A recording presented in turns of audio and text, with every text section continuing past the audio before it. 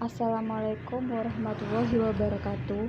Perkenalkan, nama saya adalah Indrasti Ambarwati Yusi Puspita Arum, NIM 1910221006.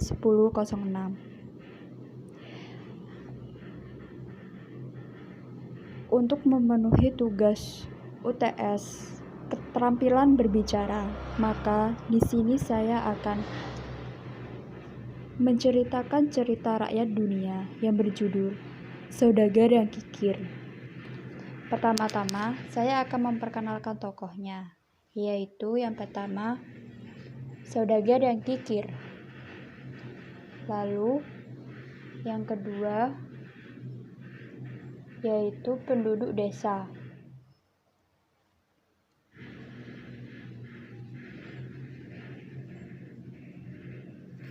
Ada seorang saudagar kaya raya yang hidup di sebuah desa.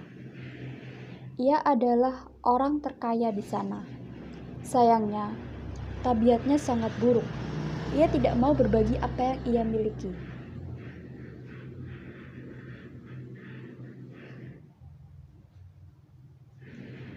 Anakku sakit. Aku akan meminjam uang kepada saudagar kaya itu, ucap salah satu penduduk dengan pamit. Lebih baik jangan. Kau hanya akan mempermalukan dirimu sendiri di sana. Kalaupun tidak, kau hanya akan terjerat hutang, balas penduduk yang lain. Namun, penduduk itu sudah tidak tahu lagi bagaimana cara mendapatkan uang. Ia pun memberanikan diri menghadap ke saudagar.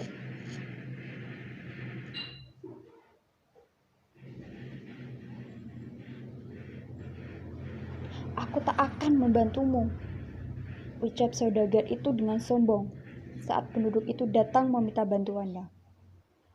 Baiklah tuan, jika begitu izinkan aku meminjam uangmu. Anakku membutuhkan pertolongan, minta penduduk itu. Dengan apa kau akan membayar utangmu? Tanya saudagar itu masih sangat sombong. Aku akan bekerja tuan. Jika aku memiliki uang, aku akan langsung membayarnya, ujar penduduk itu.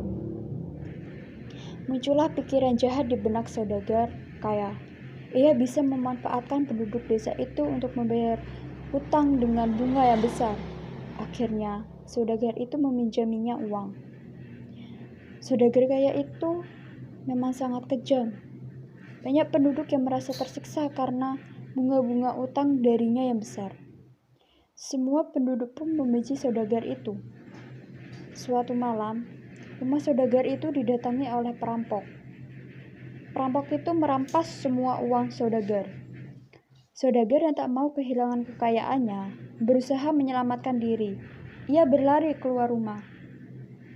Tolong aku, rumahku dirampok, teriak saudagar. Lalu semua penduduk keluar rumah. Namun saat melihat saudagar yang meminta tolong, mereka justru kembali ke dalam rumah. Mereka mengunci pintu mereka rapat-rapat. Biarkan saja saudagar kikir itu mendapatkan balasannya.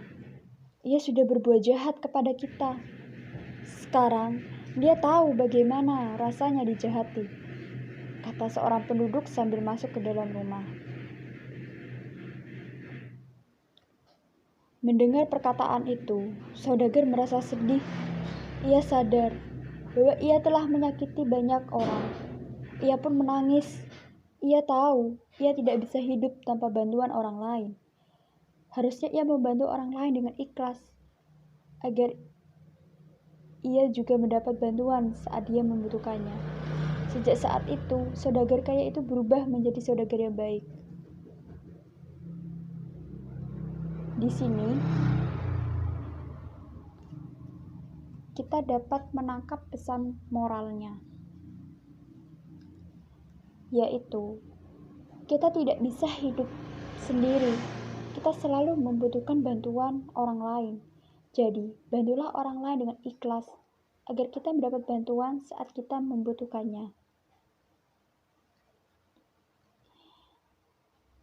Sekian cerita yang dapat saya ceritakan di sini. Jika ada kesalahan kata, saya meminta maaf. Wassalamualaikum warahmatullahi wabarakatuh.